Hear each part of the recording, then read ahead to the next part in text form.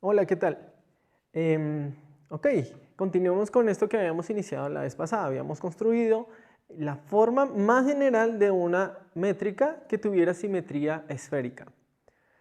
Ahora quiero que establezcamos rápidamente y relativamente general lo que serían las trayectorias de una partícula alrededor de un planeta, donde suponemos que la métrica es estática, o sea, no va a depender del tiempo.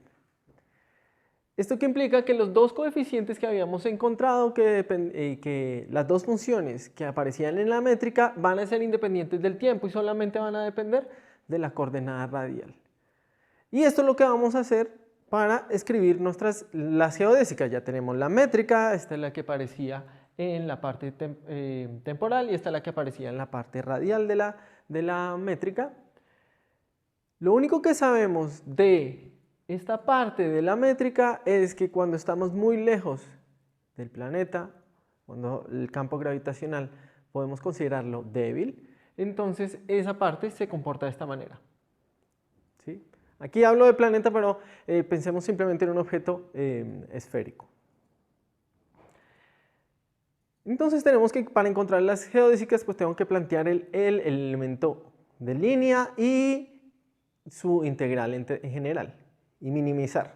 En este caso entonces tenemos que el L que va a aparecer y que va a jugar el papel para aplicar las ecuaciones de Euler-Lagrange tiene esta expresión de acá. Donde estamos considerando que la partícula que voy a estudiar por ahora tiene masa distinta de cero. O sea que yo puedo coger al tau, al tiempo propio, como un parámetro bien apropiado y he parametrizado toda la curva en términos de tau. Ahora, ¿qué es lo que hacemos? Minimizamos con las ecuaciones de Euler-Lagrange.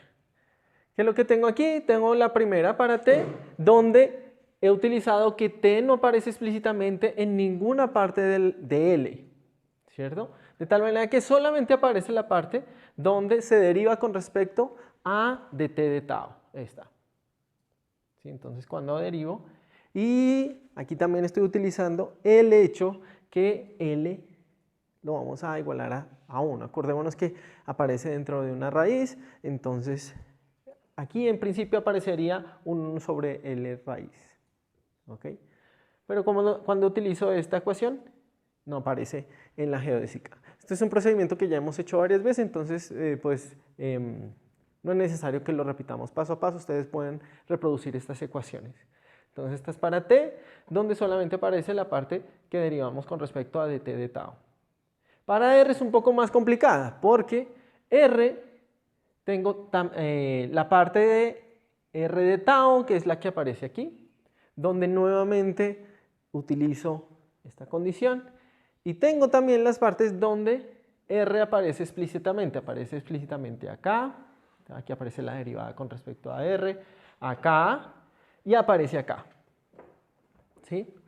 El 2 se va con un medio que aparecería en la derivada de la raíz. ¿De acuerdo? Después tengo las geodésicas respectivas a las coordenadas angulares θ y φ. Entonces θ es un poquito distinto a φ porque precisamente él aparece explícitamente en el ángulo sólido. De tal manera que cuando yo derive, no solamente aparece de θ de tau, que es lo que aparece aquí, la derivada con respecto a θ de tau, pero también aparece la derivada del seno cuadrado que aparecería aquí en el diferencial de ángulo sólido al cuadrado. Entonces, esa derivada del seno al cuadrado me va a dar un 2 por seno por coseno, y ese 2 nuevamente se va a ir con el 1/2 de la derivada de la raíz. Bien. Finalmente tengo la geodésica respectiva a la coordenada radial azimutal. Este sí no aparece explícitamente en la métrica, entonces solamente tengo la parte de la derivada con respecto a de phi de tau. Aquí tengo un error, este no es phi, este es θ. Entonces tengo esas 4 ecuaciones que son lo que llamamos las ecuaciones de la geodésica, pero tengo una quinta ecuación que sería la que me fija a L igual a 1, que era digamos la ecuación extra que siempre teníamos y que yo puedo escoger de estas 5, 4. Ahora vemos que hay dos relativamente fáciles de interpretar. Estas dos ecuaciones lo que me están diciendo es que hay una cosa, hay una cantidad que se conserva, ¿cierto? Aquí me está diciendo que cuando derivo con respecto a tau, esto que está aquí me da 0, o sea que esto que está aquí es una constante y aquí lo mismo, como da 0, entonces esto es una constante. Lo que aquí identificamos, esta constante la voy a llamar epsilon. Y entonces, despejando el dt de tau, tengo que dt de tau se puede escribir de esta manera, con este epsilon, una constante. Ahora esa constante podemos identificar quién es, qué papel va a jugar. Porque está relacionada con las variaciones temporales. Y por allá hace tiempo habíamos visto que si hay una simetría de traslaciones temporales, esa la asociamos a la conservación de la energía. Entonces, como mi métrica, y eso es un comentario que ahorita más adelante vamos a hacer, como la métrica no depende del tiempo, entonces aparece una cantidad conservada que es precisamente la energía. Entonces aquí voy a anotarlo como información extra. Entonces ese sería como una energía por unidad de masa. Ahora, de la siguiente ecuación, entonces tenemos que esto va a ser constante, esa constante la voy a llamar L y está relacionada con una cantidad conservada bajo rotaciones alrededor del eje Z. Esa cantidad es el momento angular. Entonces, igual que acá, puedo escribir, despejar aquí esta ecuación de phi de tau y esto sería el momento angular.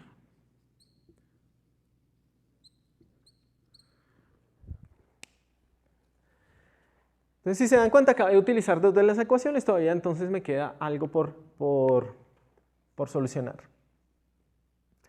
Ahora, sé que toda esta métrica que acabamos de construir tiene simetría esférica y le pedíamos que fuera además estática, entonces tenga una simetría extra. Pero la simetría esférica me permite que cualquier trayectoria que tenga ahí, tiene que estar contenida en un plano. ¿Sí? Eso también lo discutimos en algún momento. Y como está contenida en un plano, yo puedo escoger los ejes como yo desee, para que ese plano coincida con el plano θ igual a pi medios. ¿Listo? Entonces, escogemos los ejes de tal manera que el plano que contiene la trayectoria sea el plano θ igual a pi medios. Y esto implica que la ecuación de la geodésica que habíamos encontrado para esa coordenada automáticamente se soluciona, porque esta parte da 0 y esto da 0, ¿cierto? Porque θ es constante. Entonces, primera ecuación de la geodésica, segunda ecuación y tercera ecuación. Hemos utilizado 3 de las ecuaciones de la geodésica. Las dos primeras me dan unas constantes de integración, momento angular y energía. Digamos que son inputs que me caracterizarían las trayectorias. Y la tercera simplemente es trivial utilizando el hecho que la trayectoria tiene que estar en un plano. Nos falta una cuarta. Entonces, aquí tenemos dos posibilidades. Podemos o bien tomar esta ecuación para R, o utilizar esta. Cuando yo escribo esta última ecuación utilizando estas dos cantidades que acabé de definir, la ecuación queda de esta manera. Si se dan cuenta, es mucho más elegante, o por lo menos mucho más atractiva que esta que se ve aquí, que se ve un poco más complicada. Así que, como uno tiene la libertad de coger la que desee, vamos a tomar esta, que dividiendo por b va a quedar con esta forma. Entonces, la cuarta ecuación que se utiliza para resolver las trayectorias alrededor de un objeto esférico, utilizando la ecuación de la geodésica, va a tener esta estructura, donde, si se dan cuenta, yo puedo escribir todo esto simplemente como una función de R, ¿cierto? La dependencia en R está acá, acá, y en estas dos funciones. Lo puedo llamar un V, que resulta en una ecuación que es muy similar, si no igual, a la ecuación de la conservación de la energía mecánica en un sistema newtoniano. Entonces, como moraleja tenemos ahorita es que Si yo quiero resolver las trayectorias de una partícula masiva alrededor de un objeto esférico, el problema se va a reducir al problema newtoniano de conservación de la conservación de la energía mecánica. Un poco distinto, no es exactamente el mismo problema que resolvimos hace algún tiempo en Newton, porque aparecen unas funciones distintas. Pero digamos que la moraleja es que no es gran que, no es una cosa increíblemente compleja de atacar. Es cierto que yo todavía no conozco A y B, esas las sabremos solamente cuando tengamos las ecuaciones de Einstein, pero ya tenemos algún sabor de cómo sería esto. ¿Qué quisiera hacer ahora? Ir a ver qué pasa cuando la masa es igual a 0. Para las partículas sin masa, nosotros ya sabemos que ellas siguen unas geodésicas nulas, o sea que satisfacen que el elemento de línea se iguala a 0. Ahora, podemos extraer más información utilizando la acción directamente de las partículas sin masa. Nosotros ya la habíamos calculado, en el caso relativista habíamos hecho una variación de la acción relativista de la partícula con masa y habíamos encontrado algo así, donde teníamos que introducir un campo auxiliar, un sigma, que me iba a permitir describir este tipo de partículas.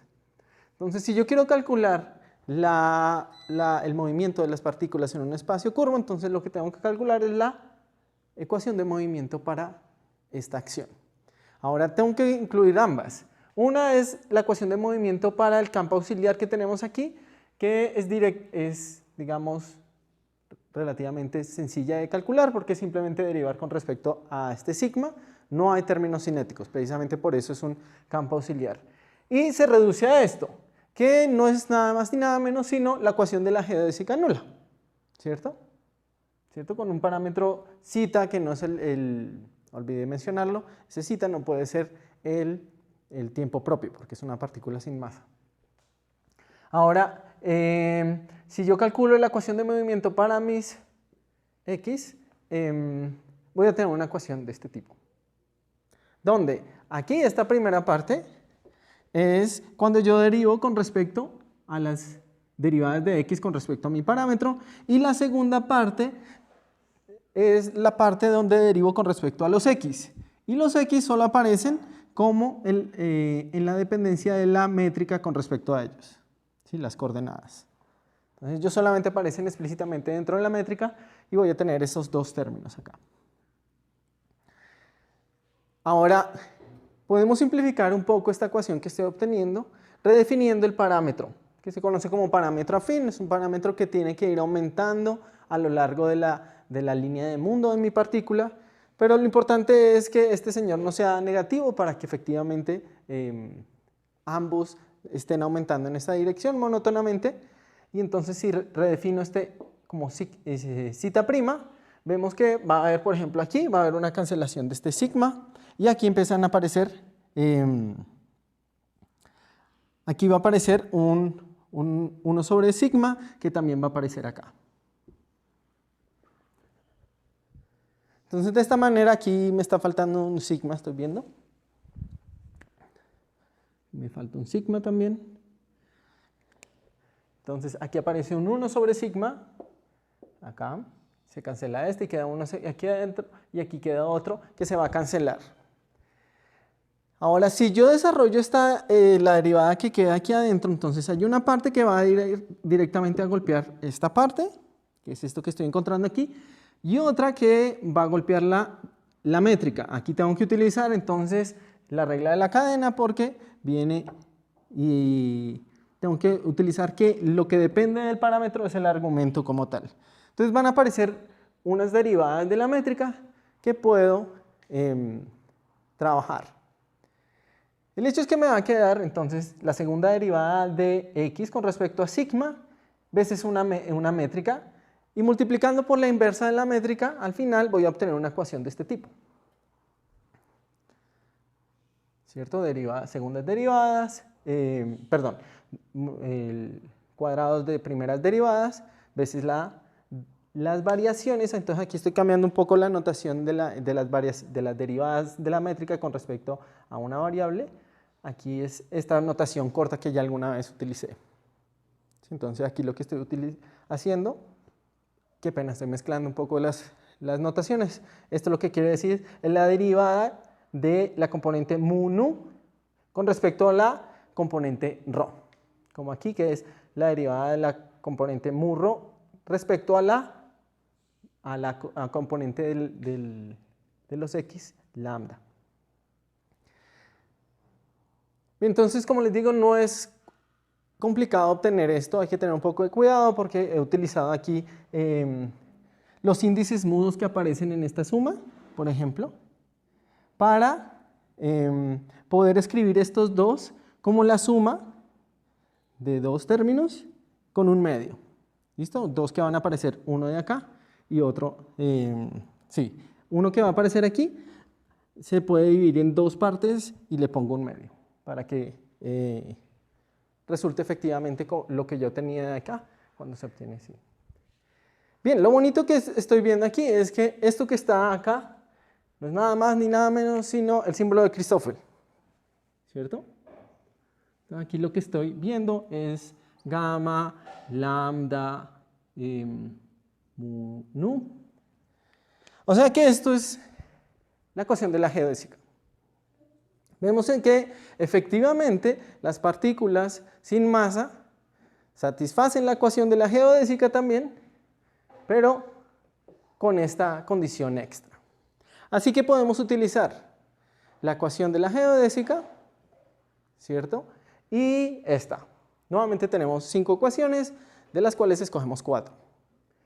¿Cuáles 4?